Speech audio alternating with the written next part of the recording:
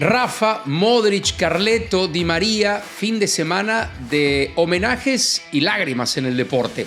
Polémica gigantesca en la Premier League que le costó Champions al Aston Villa. Mbappé es el rey del gol en Europa y la locura del regreso de Ronald Acuña. Quédense, que se las doy cortita y al pie. Ahí les va, cortita y al pie. ¿Qué fin de semana? Siempre me cuesta hacer las ediciones de lunes de cortita y al pie porque la idea de este espacio es que sean 3 o 4 notas con un análisis, con un toque especial, el que a mí considero me gusta darle. Y los lunes es difícil elegir porque hay muchas cosas pasando el fin de semana, pero ya les dije más o menos con cuáles me quedo y especialmente con un tema. Más allá de que ocurrió en varios lugares del mundo, un tema y es la conexión de la gente con sus ídolos. Este fin de semana tocó ver homenajes o despedidas parciales o totales de varios atletas que marcaron una época en el deporte. Y me voy a quedar para empezar con Rafa Nadal. Rafa que volvió a Roland Garros, volvió a la cancha central por primera vez para no jugar, sino para ser homenajeado por el torneo que dominó de manera absoluta. No se me ocurre un deportista en toda la historia, o por lo menos la historia que yo he visto y de la que he leído, que haya dominado un evento de la manera que Rafael Nadal dominó Roland Garros. Estamos hablando de 14 títulos, de sus 22 títulos de Grand Slams, 14 ocurrieron en la arcilla de Roland Garros. Pero el número que me parece todavía más impresionante es que Rafa haya jugado esas 14 finales, las haya ganado todas, no perdió una sola final. Y aún más impresionante es que haya jugado 116 partidos en Roland Garros y solamente haya perdido 4. Y eso contando su derrota del año pasado contra Zverev, ya en la recta final de su carrera y ya con un Rafa físicamente desmoronado. Entre las otras 3, 2 fueron frente a Novak Djokovic, con quien tuvo quizá un duelo más interesante en este torneo, porque a Roger Federer lo dominó absolutamente en medio de su rivalidad. Pero qué lindo que le pudieran hacer un homenaje a Rafa estando tan vigente todavía, estando recién retirado y que pudiera tener ese cariño y esa conexión con la gente que le vio marcar esas hazañas durante muchos años en esa cancha y hoy tuvo la oportunidad, o este fin de semana, tuvo la oportunidad de despedirlo de manera apropiada, de llorar un poquito, de gritar por quien fuera su ídolo durante cada verano o primavera-verano en París. Y lo hizo todavía más especial que aparecieran ahí sus grandes rivales, o por lo menos 2 de ellos, porque no sé si hubo una gran rivalidad con Andy Murray, pero ahí estaba Andy Murray, Novak Djokovic y Roger Federer. Y le decía Rafa a Novak, bueno, ya, eventualmente, en algún momento te tocará, nosotros 3 hemos pasado por eso, pero es especial que un atleta en vida pueda tener ese cierre de círculo, ese cierre de ciclo con una afición en particular que tanto le brindó y a quien él tanto le brindó, porque cada partido de Rafa Nadal en Roland Garros fue un verdadero espectáculo. Como decía, no fue el único que se despidió este fin de semana. En Madrid lo hicieron 2, bueno, más de 2, porque realmente hubo varios jugadores del Madrid que disputaron su último partido en el Santiago Bernabéu, porque también Lucas Vázquez, aunque no fuera objeto de un homenaje oficial del club, se despedía. Pero los que sí fueron objeto de un homenaje oficial fueron Luka Modric y Carlo Ancelotti, 2 tipos que, más allá de lo que le brindaron al Madrid, y los técnicos siempre son un poco más cuestionados, discutidos, porque tienen que tomar decisiones que son mucho más fáciles de evaluar, porque las toman con tiempo, porque las toman con argumentos, porque las toman sopesando todas las cosas, mientras que los jugadores toman decisiones en fracciones de segundo en el campo. Pero los 2 creo que son personajes y serán personajes muy queridos en el Real Madrid. Luka Modric, porque fue parte de una era insuperable, probablemente solo comparable con aquella época de los años 60 del Madrid, cuando dominó Europa en las circunstancias que sea, pero en la era moderna no hubo un Madrid tan dominante en una competencia en particular como la Champions League, como ese del que Luka Modric fue parte esencial. Pero yo lo decía al final de la semana, cuando se anunció que sería ya el final de la carrera de Luka Modric con el Madrid, más allá de los goles, más allá de las gambetas, más allá de los pases de 3 dedos, creo que Lamine Yamal le sigue los pasos, pero sigue siendo el rey. Luka Modric su gran legado es lo ejemplar que fue dentro y fuera de la cancha y lo ejemplar que fue tanto como compañero como en la faceta de rival. Y Carlo Ancelotti, despedido también con mucho cariño por un Bernabéu que le abrió las puertas 2 veces y él cada vez que se fue agradecido y se fue entendiendo que era lo mejor para todos. Un Carlo Ancelotti que creo que no le pudo hacer mejor, además, porque 24 horas después estaba con la gorra de Brasil, listo para su nueva tarea, con un muy buen contrato y a buscar eso que es lo único que le falta, que es un título con una selección. Y hubo otros también. Trent Alexander-Arnold vivió un momento lindo en Anfield porque en su partido anterior lo habían abucheado por su decisión de no continuar con el club. Y yo creo que surtieron efecto las palabras de Jürgen Klopp en la semana cuando dijo: cambié el canal, me decepcioné. No esperaba que la gente tratara así a Trent. Y aunque no fue una ovación absoluta, sí hubo una respuesta muy diferente en este que fue su último partido en Anfield. Se despidió también Ángel Di María del Benfica, el club que le abrió el camino también en Europa y al que después regresó cuando terminó su pasaje en Paris Saint-Germain, en Italia. Y lo vivió con lágrimas porque perdió en la Copa en su último partido. Pero eso denota que más allá de que el deporte se ha convertido, hace muchos años que el deporte es un negocio, pero más allá de que en los últimos 20, 30 años haya el negocio tomado una parte mucho más protagonista, sigue habiendo esa conexión especial. Y no solo del lado del aficionado que lo sufre y que lo llora y que lo ríe, sino también del lado del atleta. También lo sufre y lo disfruta el atleta. Y también tiene esa conexión especial y este fin de semana sirvió para recordarlo.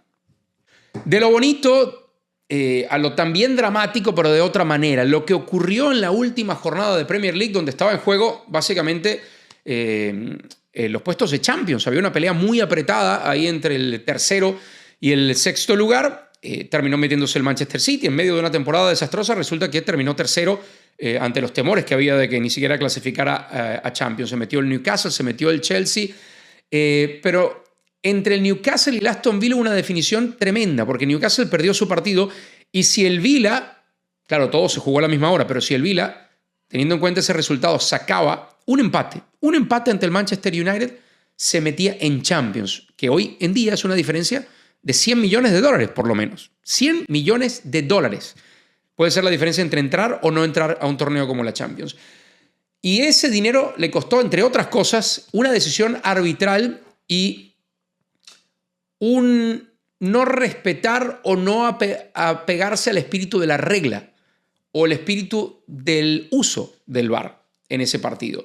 Bueno, la jugada polémica ocurrió alrededor del minuto 73. Le anulan un gol a Morgan Rogers. Técnicamente no le anulan el gol porque el árbitro, y aquí viene la clave de todo, silba o hace sonar su silbato medio segundo antes de que la pelota cruce la línea. Pero Rogers le quita la pelota al portero del United en lo que desde afuera o desde lejos al árbitro quizá le pudo haber parecido falta. Recordemos que el portero, generalmente es muy fácil que el árbitro pite una falta a favor del portero cuando está tratando de controlar la pelota, pero en las repeticiones, que aquí es donde viene lo complicado, en las repeticiones, en los ángulos que ustedes quieran, queda claro que no hay falta, que quizá ni siquiera hubo contacto del delantero con el portero.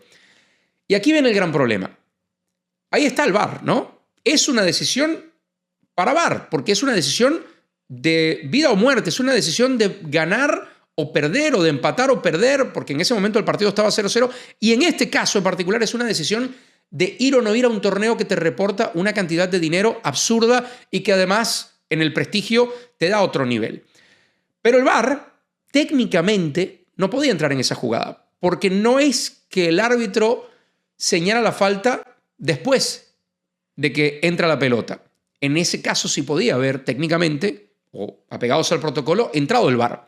A decir, perdón, no marques esa falta a posteriori porque no hay falta. Ven a verla al monitor. Pero como el árbitro marca antes, el gol ni siquiera cuenta. O sea, no es que el gol se anule, sino que ya esa acción queda desestimada. Más allá de que después de que recupera la pelota, Rogers, no había nada en su camino. Y el disparo es directo y sin ningún tipo de obstáculos hacia el arco. Y aquí es donde yo me quedo con dos cosas. Una, es otra vez el mal criterio del árbitro o de un árbitro y no la tecnología la que termina jugando en contra del fútbol, en este caso. El VAR es eso. El VAR es la posibilidad de ir a ver, de ver desde arriba, desde un camión, una jugada y decirle al árbitro, aquí tienes otra herramienta. Pero, y ahí está el segundo tema. A mí me hubiera encantado, en este caso, que el VAR fuera más allá. Y yo sé que el protocolo es claro. El protocolo dice que si el árbitro anuló la jugada, antes del gol el VAR no tiene que ir a cuestionar esa jugada. Pero ¿por qué no ir más allá? ¿Por qué no sentar un precedente y decir, si el error es claro y manifiesto, como era en esta jugada, ¿por qué no decirle al árbitro, ven a verla? Y luego que se queje el United si quiere, por un tema de protocolo, porque lo va a hacer el Aston Villa. El Aston Villa va a presentar una queja formal ante la Premier League por la designación de un árbitro que consideraban no experimentado para un partido que tenía las repercusiones que tenía. Pero yo insisto, ¿por qué no salirse un poco del libreto en este caso? Porque al final, ¿para qué está el VAR? ¿No es para impartir justicia? Entonces, un tecnicismo como el hecho de que el árbitro haya pitado medio segundo antes, ¿realmente le impide al VAR imponer justicia? Decirle al árbitro, ven acá y corrige tu error para que el error que cometiste no tenga las consecuencias que tiene para un equipo como el Aston Villa. Me decepciona un poco que no haya pasado eso. Entiendo el tema de seguir los protocolos, pero siento que era un momento espectacular para sentar un precedente. Y ojo, que en este caso sirva, si no va a servir para arreglar las cosas para el Aston Villa, porque ya esto no tiene vuelta atrás, sirva para modificar esos criterios de entrada del VAR. O quizá nos vayamos al tema de los retos, de los challenges de los coaches. Y que independientemente de que el árbitro haya pitado antes o no, si la jugada está en ese margen, porque claramente el silbato del árbitro no es que paró a la defensa, no es que le facilitó el gol a Rodgers, no, el gol iba a ocurrir igual. Y el otro tema es, y es lo que le piden siempre a los jueces de línea, pero rara vez aplica con un árbitro esto, espera que termine la jugada. Aplica con los jueces de línea, no se le pide a los árbitros, porque si el árbitro ve una falta, es cierto, la tiene que marcar. Pero ¿por qué no esperar? ¿Por qué no esperar si está en una jugada en la que puede terminar en gol? Esa me parece la parte más decepcionante de esa decisión arbitral. El Aston Villa se queda sin Champions y los que queremos al fútbol y los que, y aquí me pongo yo en la lista, no sé cuántos de ustedes están, pensamos que el VAR es una herramienta muy positiva para traer justicia al fútbol, nos vamos decepcionados de esta jornada. Kylian Mbappé terminó su temporada con el Real Madrid de una manera abrumadora, aplastante. Es verdad, eso al Madrid le sirvió de poco. El Madrid se quedó sin Copa, se quedó sin Champions y se quedó sin Liga. Pero no fue por Kylian Mbappé. A Kylian Mbappé lo trajeron para hacer goles y otras cosas más, por supuesto. No es lo único que se le pide a un jugador de fútbol más allá de que su posición sea delantero. Pero para la primera cosa que lo trajeron, Kylian Mbappé cumplió y superó, yo creo, las expectativas. Numéricamente, nadie, para ponerlo así de fácil, había marcado tantos goles en su primera temporada como el Madrid. Quien tenía el récord era Iván Zamorano, no lo había hecho ni siquiera el mismísimo Cristiano Ronaldo, y por eso digo que Kylian Mbappé superó las expectativas. 31 goles que lo hicieron además acreedor de la bota de oro de Europa. Mejor goleador en toda Europa. Luego podemos entrar en el tema de las injusticias con los coeficientes, porque Víctor Gyökeres marcó 39, 8 goles más que Kylian Mbappé, pero el coeficiente por el cual se multiplican los goles para llegar a los puntos y establecer ciertas diferencias entre ligas más competitivas y otras que en teoría no lo son tanto, deja en desventaja al delantero del Sporting. 1.5 es el coeficiente en la liga portuguesa y la mayoría de las otras ligas de cierta importancia es 2, en España, en Inglaterra, en Alemania. Así que se queda Kylian Mbappé con la bota de oro. No le alcanzó tampoco al Robert Lewandowski, que marcó un par de goles en su último partido con el Barça de la temporada, pero que había estado lesionado varios partidos y ahí perdió una carrera que punteó durante buena parte de la temporada. Pero lo de Kylian es un cierre impresionante. Son 9 goles en los últimos 5 partidos para Kylian Mbappé. Y eso teniendo en cuenta que el ataque en lo general del Madrid, en lo colectivo, realmente no funcionó. Y es un tema que yo he venido diciendo desde la mitad de la temporada prácticamente. Los 3 de arriba de este Madrid no se entienden bien. Es una realidad. Y el Madrid verá cómo ataca ese tema. O, mejor dicho, Xabi Alonso verá cómo ataca ese tema. ¿Son compatibles realmente Vinicius y Mbappé?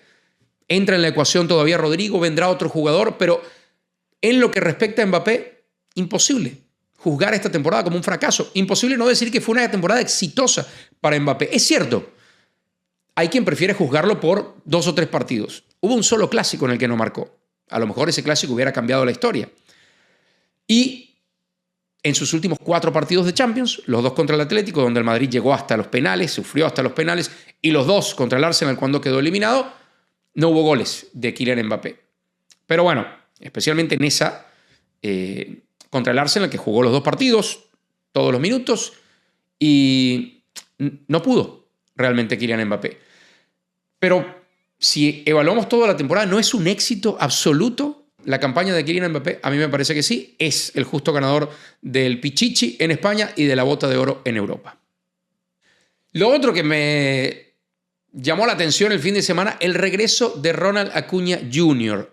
Prácticamente un año después, 363 días después de romperse por segunda vez ligamentos de rodilla, Ronald Acuña regresó a las grandes ligas, ¡pum!, con cuadrangular ante el primer picheo que vio en la serie contra San Diego en casa para los Braves. Primer picheo, cuadrangular de 467 pies para el venezolano, que en 2023 tuvo una temporada absurda, con más de 40 jonrones, con más de 70 bases robadas, y en 2024, en un arranque lento, se lesionó otra vez la rodilla. Pero ya probó que podía volver una vez mejor todavía que previo a su primera lesión de rodilla, y en esta ocasión, aunque sea una muestra muy cortita, un fin de semana, da la sensación que estamos en lo mismo, porque pegó ese cuadrangular en su primer turno, dio otro hit, en su primer picheo, y en el siguiente día, después de irse de 3-0, en su siguiente turno, ¡pum!, cuadrangular de 422 pies y celebración a lo Ja Morant, con la granada y los oídos tapados, aunque ya ni sé quién la hizo primero, pero empuje tremendo para los Braves y una gran noticia que Ronald Acuña Jr. haya regresado tan afilado o más de cómo se fue la última vez del béisbol de Grandes Ligas. Esto fue Cortita y al Pie. Si les gustó, como siempre, los invito a compartir el contenido. Si no lo han hecho todavía, suscribirse al canal. Todos los días, de lunes a viernes, les traigo las 3 o 4 notas más interesantes del deporte con un toque de análisis. Y, por supuesto, con sus opiniones también, porque me encanta leer sus mensajes aquí abajo, contestarlos, y también eso me da más ideas para seguir tocando temas que no son los habituales en estas plataformas. Así que gracias a los que ya se suscribieron y apenas comienza la semana. Nos vemos en el próximo. Cortita y al pie.